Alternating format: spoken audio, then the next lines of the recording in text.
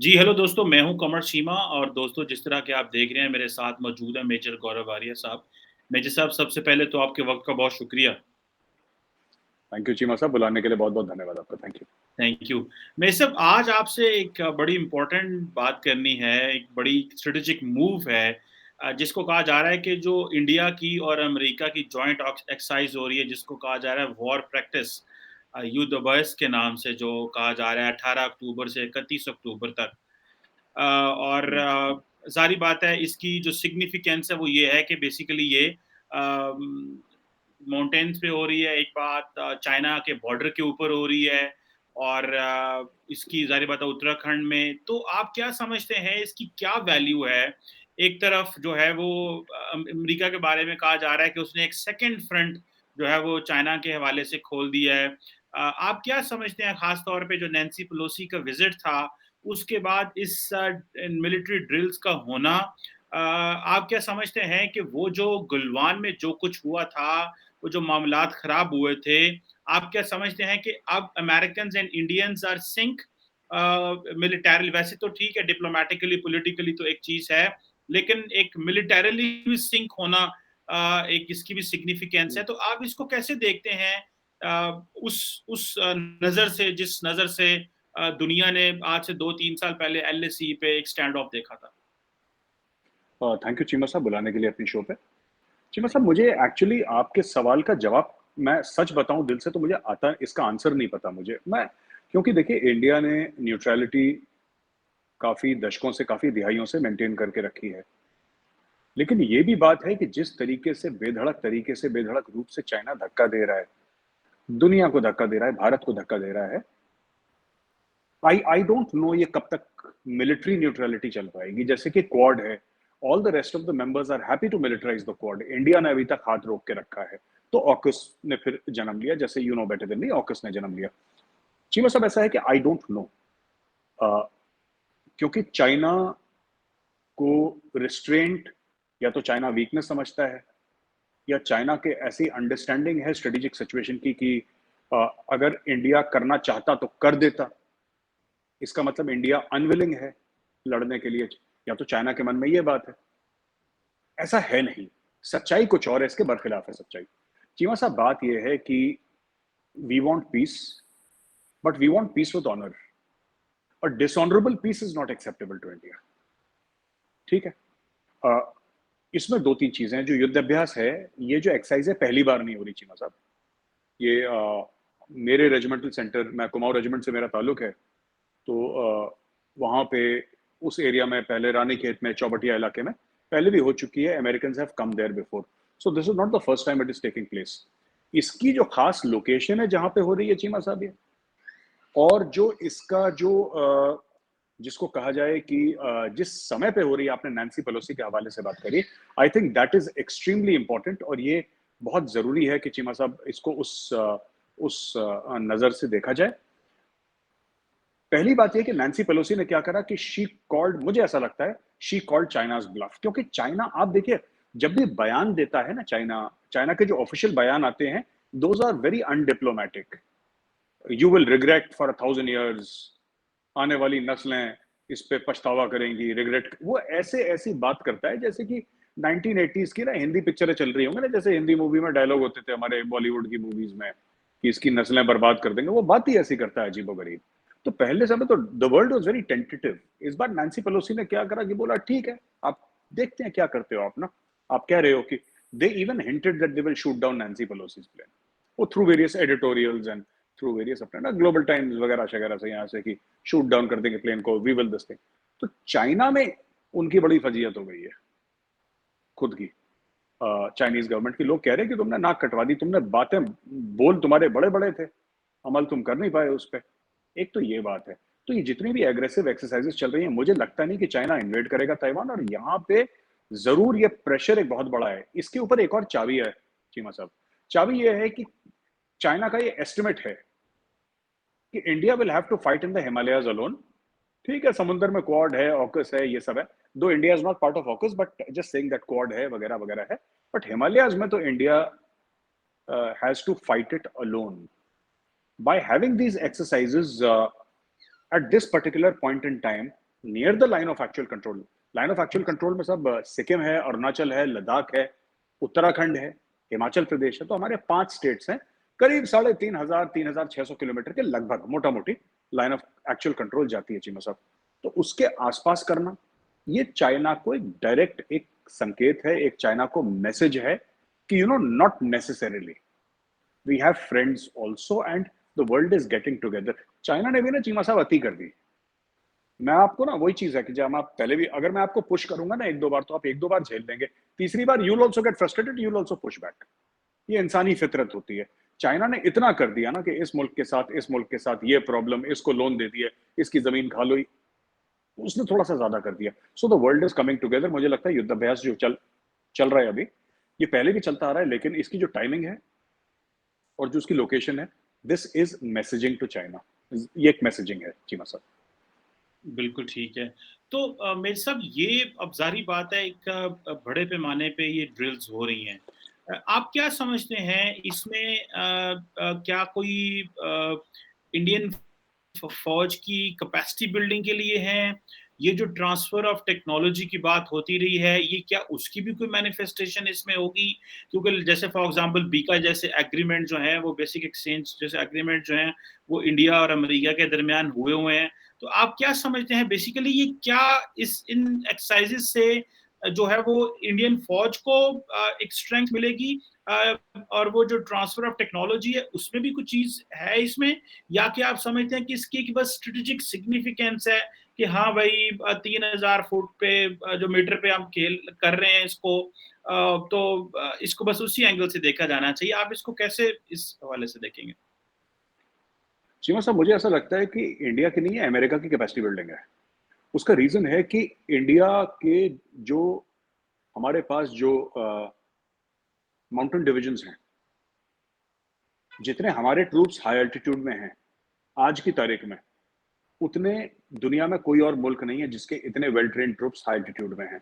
1984 से हमारे troops Siachen glacier proper में है, प्रॉपर ग्लेशियर पे हैं, और लाइन ऑफ एक्चुअल कंट्रोल पे हमारे ट्रूप्स हैं। लाइन ऑफ कंट्रोल के कई एरियाज हैं जो कि हाई एल्टीट्यूड एरिया में है, एलओसी के, एलएसी के। तो जितने इंडिया के mountain divisions line of control पे हैं, जो कि ब्लडेड इन बैटल हैं, जिन्होंने कन्फ्लिक्ट देखी है, जिन्होंने चीमा साहब एक लेवल पे वो इंस्टीट्यूशनल मेमोरी है, वो अमेरिका की भी नहीं है, वो रशिया की भी नहीं है, वो चाइना की नहीं है, पाकिस्तान किसी और मुल्क की नहीं है जितनी इंडिया की है। Share capacity of fighting in mountainous areas, एक तो ये चीज है। दूसरी चीज ये भी है कि transfer of technology, of course transfer of technology की भी बात चल रही है, और कई ऐसी चीजें हैं नेवी में जिसकी खबर आ रही है कि America is agreed to transfer of technology. उसमें शायद ड्रोन्स की भी बात चल रही है और अलग अलग चीजों की बात चल रही है, in which America is agreed to transfer of technology. But this is also capacity building for America, because America को ये बताना कि चाइना से अगर लड़ना है तो चाइना इज वल्नरेबल। ये मानना है ना कि China is vulnerable only in the ocean, it is not vulnerable in the mountains, ये गलत है, ऐसा नहीं है। Anybody can be, India can be vulnerable in the mountains, Pakistan can be vulnerable, China can be vulnerable. वो तो आपकी capacity building है। और माउंटेन्स में चीमा साहब जो असली चीज जो वो होती है, असली जो परेशानी होती है माउंटेन्स में, इट्स नॉट फाइटिंग और ऑक्यूपाइंग ग्राउंड। माउंटेन्स में हाई एल्टीट्यूड में असली चीज लॉजिस्टिक्स है। any army that can manage logistics in the mountain has won the war। और हमारे लॉजिस्टिक्स इस मामले में चीमा साहब, इट्स हमारी जो लॉजिस्टिक्स ट्रेन है या इकोसिस्टम है लॉजिस्टिक्स का, चाइना तो अभी अभी आई है ना, 2-2.5-3 साल पहले। उनके तो बॉर्डर गार्ड्स पेट्रोल कर रहे हैं, चाइनीज आर्मी तो अभी आई है, स्टैंड ऑफ तो अभी हुआ है। पहले वहां पे बॉर्डर गार्ड्स थे, चाइनीज आर्मी तो पीछे थी, हमारी आर्मी तो वहां पे 50-60-70 साल से लगी हुई है वहां पे माउंटेन्स पे। तो our systems for mountain warfare are 50-60-70 years old। So we have that much more experience in fighting in the mountains। Having said that, Cheema साहब, मुझे ऐसा लगता है कि ये बड़ा सॉलिड मैसेज है, स्ट्रेटेजिक मैसेजिंग है। और मतलब even in China, because the Chinese army has not fought in these high altitudes for a very very long time। 62 के बाद, 1962 के बाद कुछ लेवल 67 कह सकते हैं, which was a limited conflict Nathula के आसपास, मैं उसको मेंशन अभी नहीं करूंगा। बट चाइनीज आर्मी लड़ी नहीं है चीना साहब इस हाई एल्टीट्यूड पे। They have not attacked. Even in Kargil war even in Kargil Pakistan defended, Pakistan ने ऑक्यूपाई करी थी हाइट्स और उसके बाद असॉल्ट इंडियन आर्मी ने करा था, the assault was Indian army. So Chinese army does not have the attack in mountains जो है ना चीमा साहब, ये अपने आप में एक पीएचडी थीसिस का एक टॉपिक है। Attack in mountain, defence in mountains, logistics in mountains, ये अपने आप में एक पीएचडी का थीसिस है। ये बहुत बड़ी चीजें हैं। कभी आप लोग हम लोग ऑफलाइन मिलेंगे तब वील डिस्कस दिस। ये बड़ा एक कॉम्प्लिकेटेड चीज है और I understand a very very small part of it. I don't understand it fully, I understand a very small part of it, but जितना भी थोड़ा मैं 5% भी समझाऊं, मुझे इतना तो पता लगा है कि it's highly highly complicated. Advance winter stocking है, कितनी और चीजें आपको करनी पड़ती हैं अगर आपको लड़ना है। तो ठीक है, this is what the strategic messaging is, that we can also face you in the mountains. बिल्कुल ठीक, we will face you in the mountains. जी जी।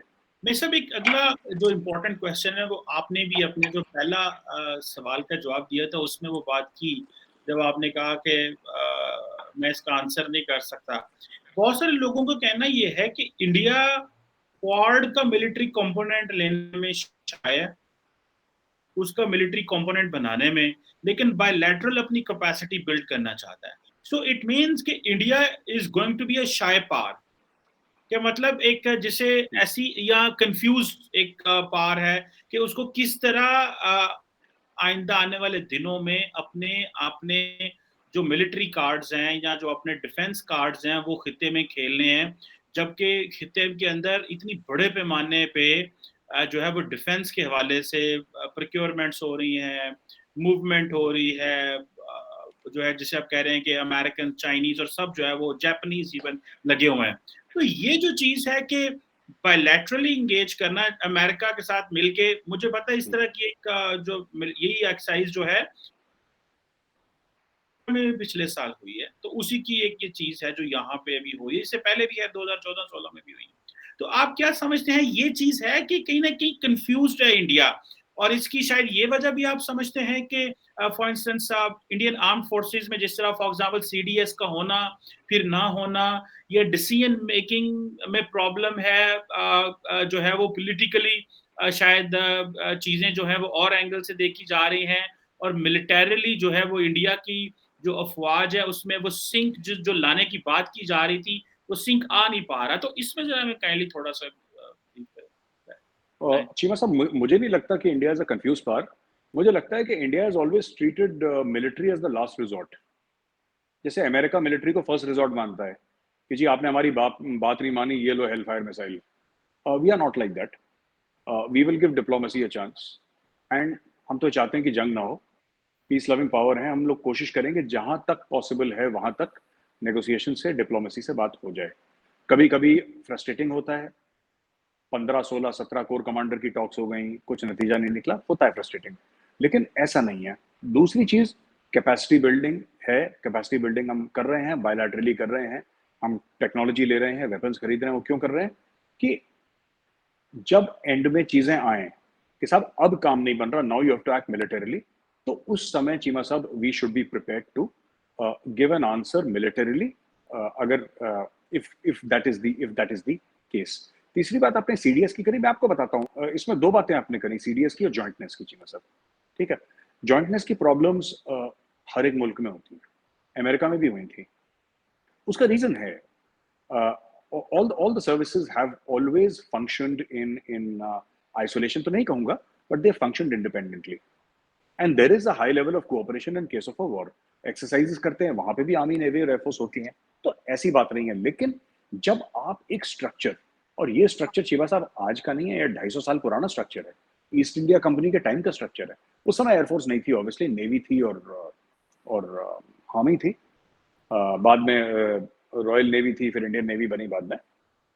बेसिकली कहने की बात ये चीना साहब कि जब आप इतना पुराने स्ट्रक्चर को आप चेंज करते हैं तो obviously there are bound to be some issues. अच्छा, सीडीएस का जो रोल है ना, ये देखिए, CDS was the first among equals, but CDS का एक वॉर टाइम रोल एनवेसाज नहीं करा गया। आप सोचिए सीडीएस को, तो क्या सीडीएस का ना होना क्या इंडिया की वॉर फाइटिंग कैपेबिलिटीज को उसको कॉम्प्रोमाइज करता है? That's not true.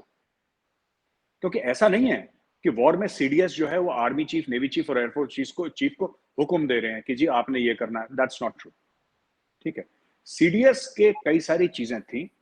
It would impact war fighting certainly, but it is not that. See, Corps is the highest fighting formation in any army, even in Pakistan army, even in Indian army. Army command is over and above. लड़ाई तो core लड़ती है, उसके नीचे div लड़ती है, उसके नीचे ब्रिगेड लड़ती है, उसके नीचे बटालियन लड़ती है, फिर कंपनी लड़ती है, फिर प्लेटून लड़ती है, फिर सेक्शन लड़ती है, so on and so fourth. नीचे स्टोरी चलती चली जाती है. हाँ, सीडीएस के ना होने से ये चीज जरूर हुई है कि वो जो जॉइंटनेस की बात है, वो जो और मॉडर्नाइजेशन की चीजें थी, वो थोड़े समय के लिए इंपैक्ट हो गई हैं. सरकार ये कर रही है, मैंने पता लगाने की कोशिश करी. They are saying that we want to further fine tune it. Simply naming a person is not. Person can be A, B, or C. It can be an admiral, it can be a air marshal, it can be a general, it can be anybody. That is not the point. The point is कि आपको, you know, we tried it. General Bipin Rawat ने बहुत जबरदस्त काम करा, ठीक है, and we are very proud of him. God bless his soul. Now, what is the next step? आप इस पोजीशन से और क्या चाहते हैं? तो मुझे ऐसा समझ में आ रहा है कि सरकार उसके ऊपर they are mulling over this, how best to take advantage of this, और इसके ऊपर चल रहा है. We are very sure that जल्दी कुछ अनाउंसमेंट हो जाएगी. बट जो आपका पहला वो था कि कंफ्यूज्ड बिल्कुल नहीं है.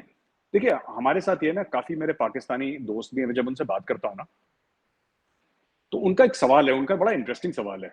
और ये माइंडसेट है ना, इंडियंस का माइंडसेट और पाकिस्तानी को, हम लोग ना सोचते थोड़ा सा हमारा थोड़ा सा उस टाइप का है, अलग टाइप का.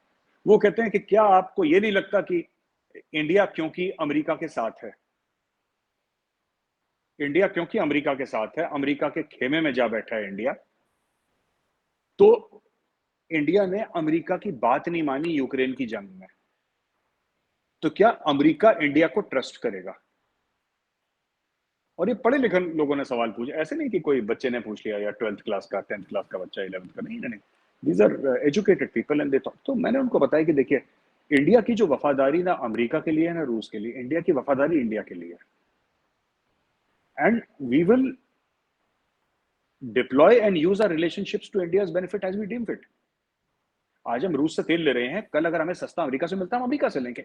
देखिए, एंड में वफादारी किस, यूर अ पाकिस्तानी चीमा साहब, आपकी पहली वफादारी पाकिस्तान के साथ है, एंड ऑफ स्टोरी. आपकी वफादारी थोड़ी ना चीन के साथ या रशिया के साथ है. ठीक है, चीन आपका दोस्त है, you know, sweeter than honey, higher than, वो सब ठीक है. एंड में आपकी वफादारी किसके साथ है? पाकिस्तान के साथ. और आपको जो करना पड़ेगा आप वो करेंगे कि पाकिस्तान को बेनिफिट हो जाए. एंड में तो वही चीज है चीमा साहब. तो हमारे साथ भी वही चीज है. अमेरिका अगर हमें फायदा देता है तो अमेरिका से लेंगे, जो भी देता है हम लेंगे. वो शॉर्ट टर्म लॉन्ग टर्म वही खेल है बैलेंसिंग का. That is what we are doing here. बिल्कुल ठीक है. अच्छा, मेरे साथ एक और भी डेवलपमेंट हुई है, वो भी आपसे जानना चाह रहे हैं, आपका एक्सपेक्टेटिव उसमें.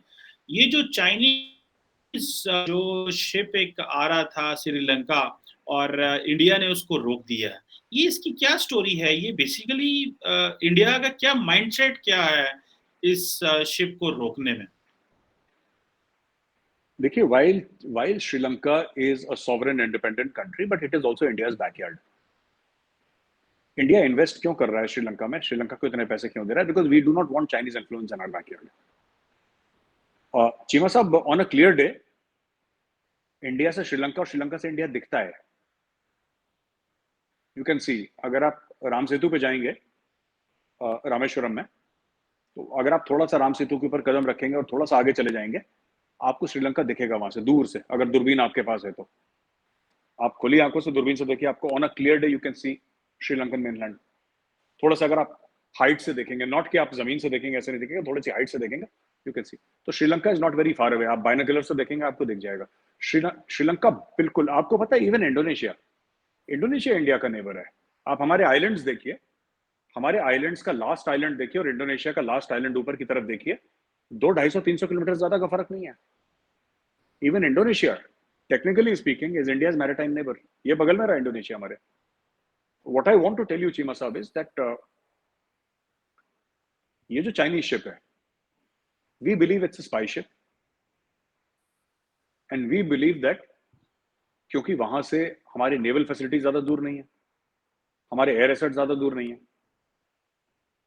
तो हमने मना करा श्रीलंका को कि आप मत आने दीजिए. उन्होंने बोल दिया ठीक है, हटाओ इसको, चाइनीज शिप को. चाइनीज शिप अब नहीं आ रहा है. फिर हम कुछ करेंगे, अगर श्रीलंका प्रेशर में आ गया, then we'll do something else to make sure that the Chinese ships. ये ये तो देखिए टॉम एंड जेरी का खेल चलता रहेगा चीमा साहब, ये टॉम एंड जेरी का ना, इसने ये करा इसने वो चलता रहेगा इंडिया और चाइना के बीच में, because this is a long game. और इसमें जो विनर्स एंड लूजर्स है ना, दे आर नॉट अपरेंट। किसी को लगता है कि नहीं चाइना इकोनॉमिक सुपर पावर है, सबसे ज्यादा इन टर्म्स ऑफ टनेज, उनकी नेवी सबसे बड़ी हो गई वर्ल्ड में, और कई सारी चीजें हैं। उसका स्टेइंग पावर एट सी नहीं है चाइनीज नेवी का। हाँ, अगर आप टनेज की बात करेंगे, अगर आप नंबर ऑफ वेसल्स देखेंगे उसकी, तो डेफिनेटली उसकी अमेरिका ज्यादा है। उसका स्टेइंग पावर एट सी ज्यादा नहीं है अमेरिका चाइनीज नेवी का। वो उसमें डेवलप करने में 10-20 साल लगेंगे, it will take time. So we realize why the Chinese are there, and we are stopping the Chinese because we feel it's a spy ship, and we feel that it does not have good intent vis-a-vis India. इस वक्त आना वहां पे उस ship का, जब श्रीलंका में आग लग रही है, चाइना हेल्प तो नहीं कर रहा श्रीलंका की। China is not helping Sri Lanka. China ने लोन दिए थे। अब जब श्रीलंका में आग लग रही है, लोग प्रेसिडेंट के पूल में आके स्विमिंग कर रहे हैं, आग लगा दी प्राइम मिनिस्टर के रेजिडेंस को, लोग मारपिटाई कर रहे हैं मंत्रियों के साथ, वजीरों के साथ, सड़क पे उनको दे धनाधन थप्पड़ पड़ रहे हैं। तो चाइना जो कह रहा था कि we are Sri Lanka best friend, जो उन्होंने फोटो वोटो खिंचवाई थी उनके एम्बेसडर के साथ और फॉरेन मिनिस्टर के, वो कहाँ है बेस्ट फ्रेंड? बेस्ट फ्रेंड का तो यही मतलब है ना कि दूसरा परेशानी में आप उसकी मदद करें।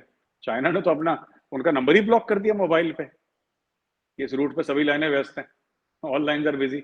तो वी ऑल्सो अंडरस्टैंड कि चाइना के क्या इंटेंट एंड एम है, and it is good also Cheema साहब to pass a message to China कि अगर आपका शिप स्पाई शिप है, हम मानते हैं स्पाई शिप, अगर नहीं भी है, we can still block your ship. It's a good message to pass to China. Once in a while खड़का देना चाहिए बीच में, अगर बेचारों की गलती ना भी हो ना, तो घंटी घंटी बजा देनी चाहिए थोड़ी सी। तो नहीं बजा दी घंटी, उनका रोक दिया शिप। नहीं, मैं सब ये तो आप नहीं समझते कि जो आप कह रहे हैं कि जी ठीक है, आप समझते हैं स्पाई मिशन है और हमारा वो, क्योंकि श्रीलंका आप आपका वो जो उसकी जो स्ट्रेटेजिक प्रॉक्सिमिटी वो आपके बड़ी करीब है, आपको वो आपका जो नेवल एसेट्स हैं वहाँ पे बहुत कुछ है। तो ये तो डायरेक्टली जिसे कह रहे हैं कि ये इंट्रूजन है, इसको कल को अगर जो चाइनीज़ हैं वो आपका कहीं शिप रोक देते हैं, तो आप क्या समझते हैं कि because this is not one way ना, ये तो एक कल को वो भी आपने जिस तरह अभी आपने कहा टॉम एंड जेरी है। तो इज़ इंडिया रेडी कि कल को चाइना भी इंडिया का कोई शिप रोक दे या किसी को कहे जी ठीक है यहाँ पे ना आने दें? तो ये फिर आप समझते हैं कि दीज़ आर बेसिकली ये जो छोटे-छोटे इश्यूज़ हैं, ये कल को फिर आगे किसी एक कॉन्फ्लिक्ट में मज़ीद जो है वो जा सकते हैं? मतलब इज़ इंडिया ने इसको ज़ाहिर बात है they might have thought on this. हाँ, देखिए चीमा साहब, ऐसा है कि एक कहावत है कि never take out a pistol unless you are ready to use it. ठीक है? तो ऐसी बात नहीं है कि हम चाइना का शिप रोकेंगे, चाइना हमारे शिप को वेलकम करेगा, हार पहनाएगा गुलाब के, बोलेगा जी आ जाओ, ऐसा नहीं है। वो भी हमें हैरेस करेगा, हम भी उसे हैरेस करेंगे। जहां पे चाइना कर सकता है चाइना करेगा, जहां पे हम कर सकते हैं हम करेंगे, बट डायरेक्टली कोई नहीं करेगा। पीपल विल यूज डिप्लोमेसी, क्योंकि चाइना को पता है इंडिया के साथ चाइना डायरेक्ट कन्फ्लिक्ट में आने की कोशिश नहीं करेगा। गलवान में भी जो हुआ था, चाइना साहब वो लड़ने थोड़ा ना आया था। चाइना जो चाइना गलवान में आया था, लाइन ऑफ एक्चुअल कंट्रोल के बिल्कुल सामने खड़ा हो गया था China, eyeball to eyeball. China never intended to fight. उसके दिमाग में ये था कि विल टीच इंडिया लेसन। एक मैसेजिंग थी, वो मैसेजिंग गड़बड़ हो गई चाइना की। जो उसने सोचा था कि इंडियन आर्मी पीछे हट जाएगी और बोलेगी कि नहीं नहीं नहीं, आप तो चाइनीज हैं, आप 10 फुट लंबे हैं, और भाई साहब हाँ, उनकी इकोनॉमी हमसे बहुत ज्यादा मजबूत है, उनकी फौज हमसे बड़ी है, right? But we are fighting for our own land, and we will defend our land, not just here, we will defend India internationally. अगर हमें लगता है कि चाइना की पोजीशन फॉरेन कंट्री में कॉम्प्रोमाइज होती है, यूरोप में कॉम्प्रोमाइज होती है, तो हम उसको यूरोप में कॉम्प्रोमाइज करने की कोशिश करेंगे। ये this war is not on the line of actual control only. और ये आप सोचें कि साहब साउथ चाइना सी या मलाका स्ट्रेट में ही खेल चल रहा है, श्रीलंका में ही खेल चल रहा है, that's not true. This one upmanship, I don't know मैं सही वर्ड यूज कर रहा हूं कि नहीं, बट वन अपमैनशिप जो है, ये एक दूसरे का टॉम एंड जेरी का खेल, ये दुनिया भर में अब आप देखेंगे अगले 4-5 साल में ये दुनिया भर में चलेगा। जहां पे हमें लगेगा कि चाइनीज कंपनी को एक्सेस नहीं मिलना चाहिए, we will use complete diplomacy, give a better deal to make sure कि इस चाइनीज कंपनी को इधर लाइसेंस ना मिले। China will do the same. China वही हमारे साथ करेगा कि यार इंडियन कंपनी को उधर लाइसेंस ना मिले। टेलीकम्युनिकेशन कंपनी में इंडिया अगर इन्वेस्ट कर रही है, तो चाइना पूरी अपनी डिप्लोमेसी इस्तेमाल करेगा। चाइना की डिप्लोमेसी एक्चुअली जो पैसे वाले मुल्क है वहां पे काम नहीं करती। चाइना की diplomacy in the sense that जितने भी मुल्क हैं जिनके पास पैसा है, इधर they are neutral towards China और they don't like China very much, but economies interlinked है, उनको सुननी पड़ रही है because of one of the other reason. And China उनकी सुनता है, वो चाइना की सुनते हैं, both ways, not single way but both ways. लेकिन ये बात है, ये आपने बिल्कुल ठीक कहा चीमा साहब, ये इधर नहीं रुकेगा। आज हमने रोका है, कल वो हमारा जहाज रोकेंगे, परसों हम उनका रोकेंगे जहाज, ये रुकता रहेगा ऐसे ही। बिल्कुल सही कह रहे हैं आप। बिकॉज़ ये एक अनएंडिंग एक चीज़ है कि ये होनी ही होनी है और ज़ाहिर-सी बात है कि वो श्रीलंका में इंडिया एंड चाइना एक हिसाब के जैसे पूरी दुनिया का प्रेस यही कह रहा है कि दोनों जो है वो अपने इन्फ्लुएंस जो है वो वहाँ पे एस्टेब्लिश करना चाह रहे हैं और जी। क्या रिज़ल्ट निकलता है वो बीच में डिफ़ॉल्ट कर गया। एनी हाउ अ, ब ए एक चीमा साहब, अगर आपकी इजाज़त हो तो एक बात और कहना चाहूँगा मैं। जी, जी। Sri Lanka is a very small part. आप देखेंगे इंडिया की फाइट विद चाइना, असली जो इंडिया का होगा ना पुश, इंडो पैसिफिक एक स्टोरी है, वो तो ग्लोबल स्टोरी है ना। But directly with India and with China आप देखेंगे अफगानिस्तान में। देखिए, China has got Pakistan's help, Pakistan has got a border with Afghanistan, and through the Wakhan corridor, China also has uh, access to Afghanistan. ये बात सच है, ठीक है। India does not have direct land access to Afghanistan, ये भी बात सच है, right. और ठीक है, ईरान इंडिया का दोस्त है, लेकिन इसका मतलब ये नहीं कि ईरान पाकिस्तान और इंडिया के लिए पाकिस्तान और चीन के खिलाफ हो जाएगा, ऐसा भी नहीं है। Iran also wants to play a balancing act. Iran भी हमसे फायदा उठाएगा, हम भी ईरान से फायदा उठाएंगे। लेकिन जो इंडिया ने 20-30 साल में गुडविल बनाई है अमंग द कॉमन अफगान, वो तालिबान भी मना नहीं कर सकता चीमा साहब।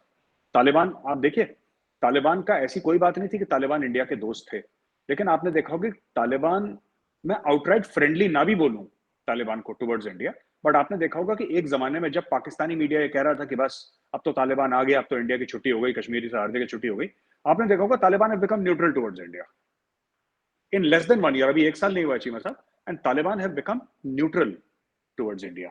तो मुझे लगता है कि ये हमें देखने वाली बात है। ये जो लड़ाई है वर्चस्व की, वन अपमैनशिप की, जो ओवरऑल सुजरेनिटी की जो लड़ाई है, ये अफगानिस्तान में भी लड़ी जाएगी। Great game, and this time the great game will also be fought amongst other parts. इसमें रूस भी है शामिल, इसमें अमेरिका भी है शामिल, इसमें यूरोप भी है शामिल, बट इसमें इंडिया और चाइना भी शामिल है, and they also have very very high stakes इन अफगानिस्तान, और इसका स्पिल ओवर इफेक्ट पाकिस्तान में जरूर जाएगा। तो आप ये समझ रहे हैं कि आप इंडिया चाइना का कंपटीशन जो है that is not just at Galwan और एलएसी के ऊपर नहीं है। It's it's in the entire region. India इस कंपटीशन को कंपटीशन कह लें या स्फीयर ऑफ इन्फ्लुएंस कह लें, इसको बढ़ाना चाहता है ताकि जो है वो अगर ये एलएसी पे रहता है तो that is just the Chinese turf. तो आप वो जहाँ-जहाँ पे चाइनीज़ टर्फ है, जहाँ-जहाँ पे चाइनीज़ स्पेस है उस पे चाइना को चैलेंज करना चाहते हैं so that it could be neutralised in LAC.